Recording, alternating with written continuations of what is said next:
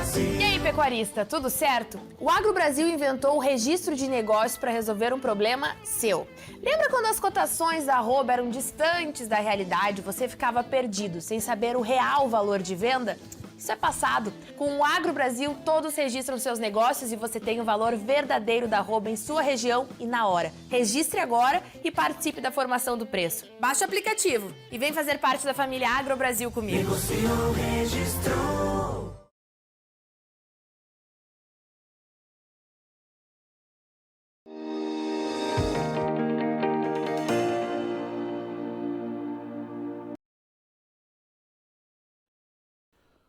Olá, você que está conosco, ligado no Notícias Agrícolas, acompanhando as informações de mercado. Nosso destaque agora é o mercado do boi. Um mercado que vem pressionado aí na cotação da arroba. O preço da carne também começou a sentir algum efeito de pressão aí nas últimas semanas. Mas quando a gente para analisar o que anda acontecendo com os frigoríficos, principalmente aqueles que estão atendendo aí o mercado interno e que estão operando normalmente desde a falta da China e a paralisação daqueles frigoríficos, paralisação das atividades daqueles frigoríficos que estavam acostumados a trabalhar diretamente com produção aí para o mercado chinês, a gente percebe que a situação melhorou e melhorou bastante.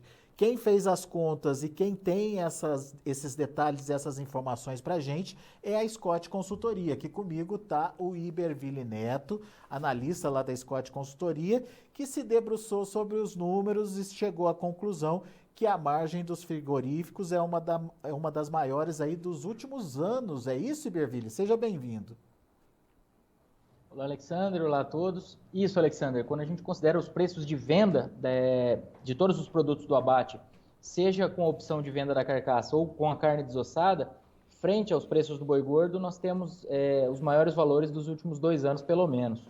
Então, essas margens, lembrando que elas não consideram lucro, né, porque são os preços de venda frente ao custo com o boi gordo, mas isso dá um bom indicativo de que no mercado doméstico a situação de margem está interessante.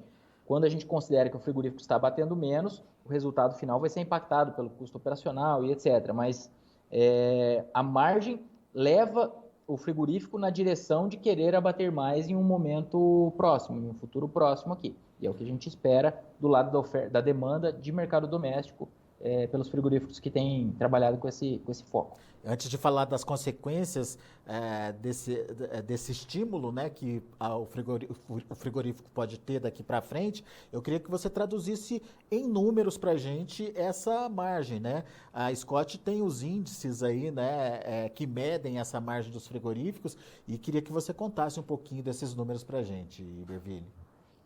Vamos lá, Alexandre. Alexandre, o equivalente Scott carcaça, ele está atualmente em 23,8%. Quer dizer que o frigorífico tem uma receita por animal abatido 23,8% maior do que o preço do boi gordo. E isso, uma média histórica desse indicador ficaria em torno de 14% a 15%. Em alguns casos, em alguns anos mais otimistas, mais positivos, na média do ano, próximo de 17%, mas assim, de toda forma, nós temos um cenário historicamente elevado e a maior dos últimos 2 anos. Quando a gente considera o equivalente Scott desossa, que tem uma média histórica em torno de 19%, ele está hoje em 22,5%. Esse equivalente, ele considera a venda de todos os cortes, mais os outros produtos do abate, né? E é o cenário mais comum na realidade brasileira hoje, que a maior parte dos frigoríficos trabalha com desossa. Nós fizemos uma pesquisa há alguns anos e a maior parte do gado abatido no Brasil ela é desossada dentro dos frigoríficos de inspeção federal. Essa margem vem basicamente em função da queda do preço da arroba e da possível manutenção aí, né, Iberville, do preço da carne no mercado. A gente viu que o reflexo de uma pressão negativa sobre os preços da carne começou a acontecer faz pouco tempo, né?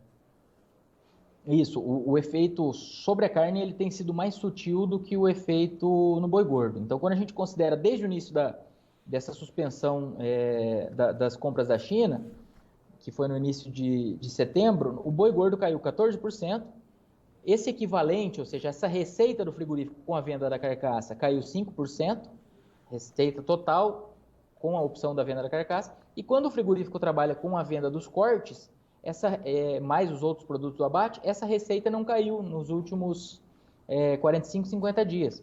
Então, o valor atual é semelhante ao daquele período. E o que a gente chega à conclusão? Isso nos leva ao quê? Nos leva a essa margem melhor de comercialização, porque no caso do frigorífico que trabalha com desossa, ele viu sua receita se manter por animal. A gente não está falando de receita global, porque aí tem a quantidade de animais abatidos, né? Mas a receita por animal se manteve e o custo da matéria-prima caiu 14%. Agora, isso então traz um estímulo a compras, certo? Se eu tenho uma margem que é boa, tradicionalmente o frigorífico aproveita para produzir mais carne a preços de uma matéria-prima mais barata, certo? Isso, essa é a resposta comum, é a resposta esperada. Porque para o frigorífico, quanto mais da sua capacidade ele utiliza, mais barato sai o quilo de carne frente aos outros custos. Então, ele vai diluir em mais quilos de carne produzida, custos administrativos, custos em geral ali que não são diretamente ligados à produção. Então, cada boi que ele abate mais, ele compra um boi a mais. Esses são os variáveis diretos. Agora, boi que ele abate mais, ele não paga mais de custos administrativos, ele não paga na mesma proporção de eletricidade, etc. Então, essa diluição de custos variáveis indiretos e custos fixos, ela induz e torna mais interessante ainda para o frigorífico trabalhar com o mínimo de ociosidade. Claro que a própria margem de contribuição elevada, ou seja, o preço de venda em relação ao preço de compra do boi elevado, já levaria o frigorífico a querer abater mais, mas ainda tem esse efeito adicional de diluição de outros custos. Então, é de se esperar que exista aí uma demanda aumentando pela arroba. Isso já está acontecendo, ou vai acontecer, ou pode acontecer ainda, Iberville? Alexandre, nós temos observado um aumento, mas nós ainda estamos mais na expectativa do que observando um aumento expressivo das compras. O cenário frigoríficos tem trabalhado em passos lentos ainda, tem frigoríficos que estão com programações de abate mais confortáveis, e aí a gente está falando do aumento, da expectativa de aumento de abate, aumento de procura por boiadas, na verdade não de procura, o aumento dos abates, porque a procura por boiadas não tem sido um problema, e aí a gente entra do outro lado da equação, que é essa oferta, né, de gado de confinamento, que em algum foi retida por algum momento, mas também esse período de retenção do confinamento a gente tem que lembrar que é limitado. Então o boi que estava pronto para sair no começo de setembro, ele não está até agora no confinamento, salvo uma exceção muito específica. Então, ou uma mudança drástica de estratégia, até de foco desse animal, mas não é o caso. Assim, o padrão esse animal pode ficar um pouco mais, com um custo de diária elevado, mas ele tem todos esses limitantes. Então, por que eu estou fazendo essa ponderação? Eu estou fazendo essa ponderação porque, do mesmo jeito que o gado de confinamento tem a sua data para sair, o que deixa o pecuarista numa sinuca, ele também ele não é uma retenção indefinida. Então, a gente não está falando aqui de um mês de retenção de gado de confinamento retido, diferente do que ocorre no mercado de grãos, em outros mercados, que essa estocagem pode ser feita de maneira mais indefinida. Bom, daí você tem aí esse possível aumento de demanda para uma oferta que ainda atende essa demanda com folga, né? Pelo que a gente está vendo agora. Exatamente. Então, o que a gente assim, a nossa expectativa é de que, aumentando essa demanda, isso acalme um pouco essa pressão de baixa, mas nós não esperamos uma inversão e uma alteração drástica em curto prazo, mas essa sustentação, ela pode ser que ocorra em um futuro não distante. Você acha que a gente já está perto de um piso para os preços da arroba, principalmente, Iberville? Alexandre, a gente está com tanta incerteza, como eu te vinha comentando antes, que eu não arriscaria dizer perto desse piso, mas eu acredito que com a digestão dessa oferta final de confinamento, que infelizmente ainda tem uma oferta importante aí na praça, nos confinamentos, sendo negociado, Depois disso, a tendência é que nós tenhamos um mercado mais firme, sim.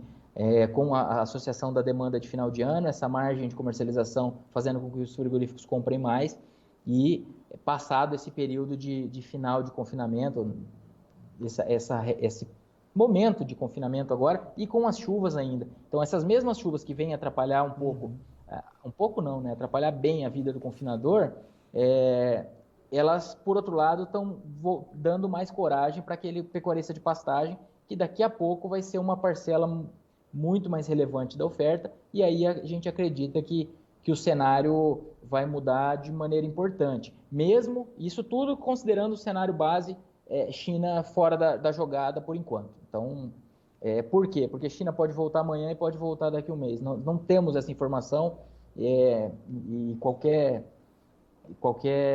expectativa mais definida vai ser um achismo, né? Então, realmente, tirando China da jogada, o que a gente tem de mercado seria nessa linha. Legal. Agora, deixa eu entender o que você está imaginando aí de oferta. Tradicionalmente, a gente tem o pico da oferta agora em outubro. Então, obviamente, faz sentido aí essa ponderação que você trouxe de ter a disponibilidade de animais. Mas e a partir de novembro? Qual é a expectativa de vocês? De ainda uma manutenção alta de oferta ou essa oferta já tende a começar a cair, Iberville? Alexander, outubro e novembro normalmente são os meses de maior volume, mas outubro um pouco mais, realmente. E então nós acreditamos que a tendência seja de uma oferta um pouco menor ao longo de novembro, mas uma oferta que ainda deve incomodar um pouco aí do lado da precificação. E você estava me contando de uma estratégia de alguns confinadores, inclusive, de abortar um processo de confinamento que já iniciou, né? Como é que está isso e até que ponto isso pode ser um problema aí, ou pelo menos impactar num cenário de oferta mais adiante? Alexandre, nós temos ouvido relatos de confinadores que têm optado por retirar os animais do confinamento, né? Isso tem ocorrido em algumas situações, e nós não acreditamos que isso seja em volume suficiente para alterar o perfil dessa oferta, até porque se esse gado foi para o confinamento, para o pasto, ele saiu do confinamento para a pastagem, é porque esse pecuarista já assumiu que aquele desempenho inicial não é o objetivo dele, ele está optando por esperar por preços. E aí, paralelamente, as pastagens melhorando, então esse gado ele já perde aquela validade ali, aquele momento de venda, né? Então, eu acredito que mesmo que esse gado saia em volume, que nós não acreditamos que dentro do universo isso vai ser um volume tão representativo, mas esse gado ele já não é um gado que está saindo para daqui a pouco obrigatoriamente ser vendido. Ele está saindo para esperar preço, saindo para ir para uma pastagem, uma suplementação mais leve, com um custo zootécnico, né? Isso vai ter, sem dúvida, um impacto sobre o desempenho, isso é indiscutível, mas esse pecuarista ele está apostando no mercado e fazendo isso em detrimento aí do desempenho, da lógica nutricional, assim, que normalmente é de uma nutrição progressiva e o máximo da nutrição está ali próximo do abate com a deposição de gordura, que é o máximo ali eu imagino que essa atitude também é ali o limite do desespero do pecuarista de ver que a cada dia que passa ele está gastando mais, né, com a dieta e vendo o boi cair, né, Iberville? Então não é uma coisa comum de se fazer, não é o normal da gente verificar no mercado, mas é mais uma atitude meio que de desespero mesmo do pecuarista nesse momento, né? Sim, Alexandre, e infelizmente é esse o cenário. E nesses casos, claro que a gente não está falando que isso está acontecendo de maneira geral, né? Mas nesses casos é uma situação. E aí, para esse pecuarista que optou por fazer essa jogada mais drástica, fica uma sugestão de não deixar de olhar os preços do mercado futuro, porque não estão atrativos, mas eles ainda trazem uma certa valorização. Então, porque tirar esse gado, colocar no pasto e ficar à espera ainda do mercado, ele está dobrando a aposta, né? Então, talvez já tenha feito uma alteração importante de tirar esses animais, talvez travar essas cotações aí de alguma forma, e aí essa alguma forma, infelizmente, pelo cenário de queda, teria que ser um contrato futuro mesmo, porque que impediria ele de aproveitar altas, né? Porque se ele for atrás de um mercado de opções agora, eu não tenho uma cotação, como a gente estava comentando, mas o mercado em queda, comprar um seguro não é barato. E deixar desprotegido também não é o melhor dos cenários, porque a gente não sabe o que vai acontecer lá na frente, né? Embora nós tenhamos indicação de que o mercado esteja próximo de uma certa sustentação, de um certo equilíbrio, focando mais no mercado doméstico, nessa margem, no consumo de final de ano, que é algo também importante de ser lembrado, mas já foi uma estratégia bem drástica ali de tirar esses animais de confinamento. Eu sugeriria para que esse pecuarista considerasse essas possibilidades de dar uma olhada nesse mercado futuro aí e ver o que ele vai desenhar, o que ele vai fazer com esse gado que saiu do confinamento, e não só tirar ele à espera de que o mercado vá voltar para os 300. De cabeça quente, né? Fazer uma atitude de cabeça quente, né? Sim, cada um sabe da sua realidade, né? Tudo que a gente fala aqui é tentando ajudar, né? Tentando fazer alguma ponderação útil para o pecuarista, mas no final das contas, cada um sabe onde o calo está apertando, né? Então, muito bem. É o que a gente tem para sugerir. E Berville, a gente está comentando até agora de um cenário sem a China, né? Participando, enfim, a gente está traçando cenários, imaginando que a China não volta. E se a China voltar, muda tudo? É outra realidade? Ou ainda assim dá para pensar num cenário que a gente comentou até agora? Alexander, eu acredito que China voltando muda tudo, sim. Muda tudo porque o próprio... primeiro que a gente está nesse final de oferta de confinamento. Final não, mas a gente está entrando em novembro aqui e passado isso vai ter o gado de pastagem. Então, eu acredito que esse gado de pastagem já é um gado que, em geral, ele atende menos China, que tem a demanda por animais de até 30 meses. Então, esse gado de confinamento que está saindo e não está indo para a China, ele não vai voltar. Ele é o gado, esse segundo semestre aqui, que foi abatido, esse gado mais jovem, que em boa parcela atende a China, ele ficou para trás. E a China, embora esteja em um cenário mais confortável do ponto de vista de preços, os preços do suíno lá estão em queda há meses, não há projeções de um arrefecimento da demanda chinesa por carne bovina para o próximo ano.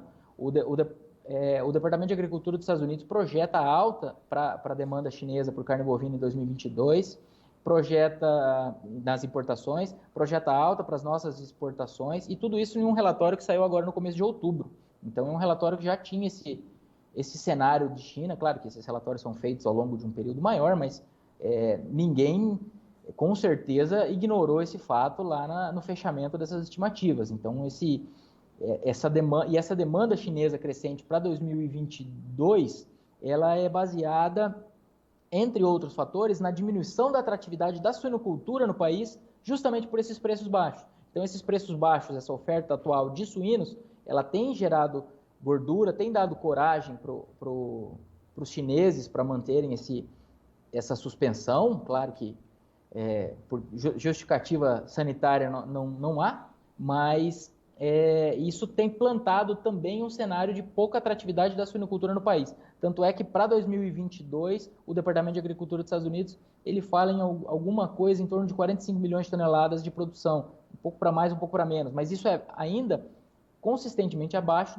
dos números antes da peste suína africana que nós tínhamos de 2018 para trás, quando a China produzia mais de 50 milhões, 53 milhões de toneladas de carne suína. Então, estão se recuperando, sim, mas essa recuperação gerou uma oferta que tem afetado a atratividade da própria suinocultura. Estimula então, o consumidor, mas desestimula o produtor, né? Isso, é um ponto. Até que ponto essa suinocultura em recuperação vai aguentar uma margem apertada como está, e aí a gente entra na questão de custos concentrados em alta e até as questões energéticas que afetam o país também e podem tem afetado a produção de outros insumos e temos que acompanhar como que isso afeta a suinocultura também. Mas assim, resumindo, você acredita que a demanda pela carne bovina brasileira vai seguir? Eu acredito que a gente não sabe quando vai voltar, mas eu acredito que voltando, China deve seguir como um comprador importante do Brasil e Brasil vendendo carne de maneira importante, de maneira forte no próximo ano, sim, é a nossa expectativa. E aí a gente tem um outro fator, pensando em 2022 já, que é o ano eleitoral, né? O ano eleitoral costuma ser especialmente tenso e turbulento para tudo, mas pensando no nosso negócio aqui, para o câmbio. Dólar. Então, um câmbio elevado em um cenário de China comprando bastante, claro, em algum momento voltando a comprar da gente e comprando bastante, a gente tem pontos positivos aí pensando no cenário internacional. Nossa arroba em dólares já está muito competitiva e mesmo que se recupere, nós temos esse patamar de câmbio aí influenciado por fatores que não são positivos, que são questões fiscais, questões que em médio prazo não são positivas, mas pensando no curto prazo acabam auxiliando o escoamento internacional. Muito bem. Mas essa volta da China e já pensando em 2022, a gente vai encontrar um cenário de oferta mais tranquilo, Iberville, que possa atender essa demanda e possa dar tranquilidade aí, menos pressão sobre os preços da arroba? Alexander, em 2021, no primeiro semestre, nós tivemos uma queda de 7,3% dos abates gerais, sendo que os abates de fêmeas caíram em torno de 17%, isso na comparação com o mesmo período de 2020. Isso. Os abates de machos praticamente se mantiveram. Então, nós estamos há alguns anos retendo fêmeas devido à atratividade da cria. Esse momento mais turbulento agora, essa interrupção daquele otimismo contínuo que vinha sendo observado, ou interrupção, ou pelo menos uma chacoalhada, pode ser o início de um ano, ou a virada ali para um ano com um pouco menos de retenção de fêmeas, se somando a essa oferta de bezerros que vai chegando porque as fêmeas têm sido retidas. Então, talvez 2022 seja um ano com um pouco mais de oferta, e isso afetando um pouco a precificação de bezerro, consequentemente fazendo com que o criador fique menos propenso a essa retenção. Nós não estamos esperando um ano de oferta excessiva, um ano de, vamos dizer, a demanda indo para o eixo, um ano de oferta pressionando as cotações, não, mas possivelmente um ano menos apertado, ou provavelmente um ano menos apertado do que foi 2021 e 2020, do que foram, né? E foram anos especialmente de oferta curta, em que inclusive foi o que segurou as pontas frente à nossa demanda doméstica patinando aí, isso e China. Muito bem.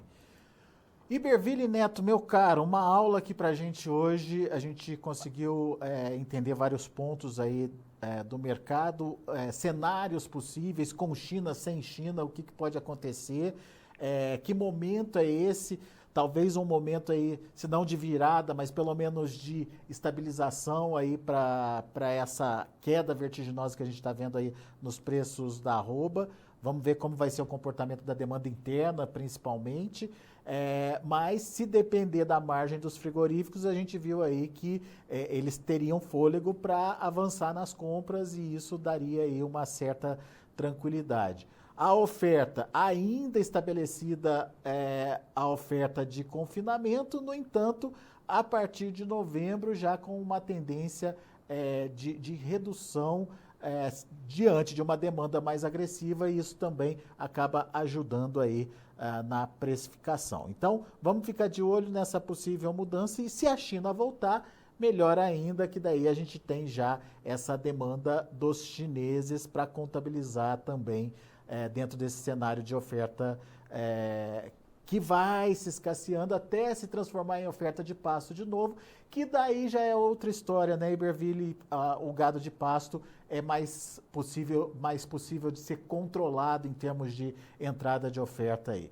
Enfim, vamos torcer para que essa solução ou que essa situação se resolva o mais rápido possível e que a gente veja de novo a pecuária passando aí por momentos bastante significativos de recuperação de renda, de investimentos, de crescimento, que é isso que a gente quer ver.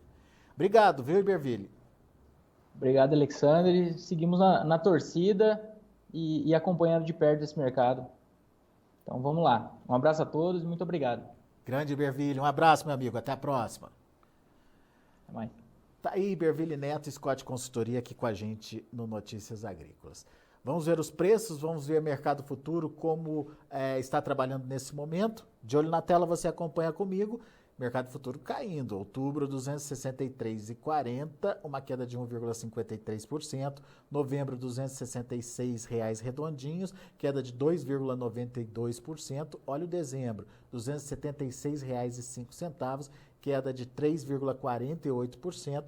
Queda maior ainda para janeiro, R$ 282,50, uma queda de 3,58%. O indicador CPEA não deu conta de sustentar aquele movimentinho de alta do dia anterior e acabou encerrando o dia de ontem a R$ 262,90, uma queda forte de 3,5%, 3,54%. A gente vai ficando por aqui, eu agradeço muito a sua atenção, a sua audiência. Na sequência tem João Batista Olive com Tempo e Dinheiro, aqui pelo Notícias Agrícolas. Se inscreva em nossas mídias sociais. No Facebook, Notícias Agrícolas. No Instagram, @Notícias Agrícolas. E em nosso Twitter, @Norteagri.